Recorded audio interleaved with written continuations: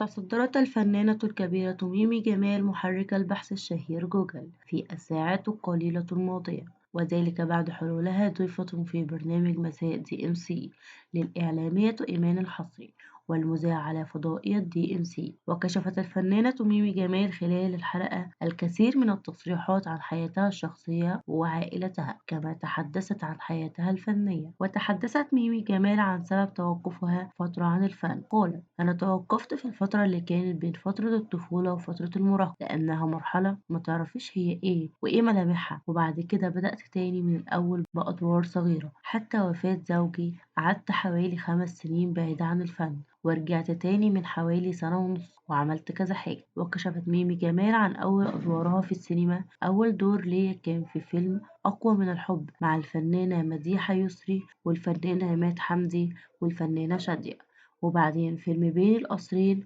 وبعدين دخلت المسرح وكان مع الأستاذ عبد المنعم مدبولي، ورجعت تاني للسينما لكن بشكل أقوى وأحسن. وتابعت ميمي جمال: دائما كانوا بيختاروني في الأدوار الخفيفة بسبب طريقة لبسي وشكلي، وما كانوش بيعتمدوا عليا في الأدوار الجادة حتى في المسرح، ودايما كانوا بيحصروني في أدوار الكوميديا. وعن علاقتها بالزعيم عادل إمام قالت ميمي جمال: اشتغلت مع عادل إمام حاجات وهو كان لسه في بدايته، زي فيلم لصوص لكن ظرفاء، والبعض يذهبون للمأذون مرتين، وخلي بالك من جيرانك، وما اشتغلتش معاهم مسرح خالص. وقالت ميمي جمال عن مسرحية مدرسة المشاغبين ورفض زوجها الفنان حسن مصطفى لقيامها بدور الفنانة سهير البابلي. وقالت: جت فترة سهير تعبت واضطرت إنها تعمل عملية في باريس، والمؤلف سمير خفاجي قال هنوقف تصوير 15 يوم أو نجيب حد تاني، وقال لحسن نجيب ميمي تعمل الدور، واللي كان حسن رفض.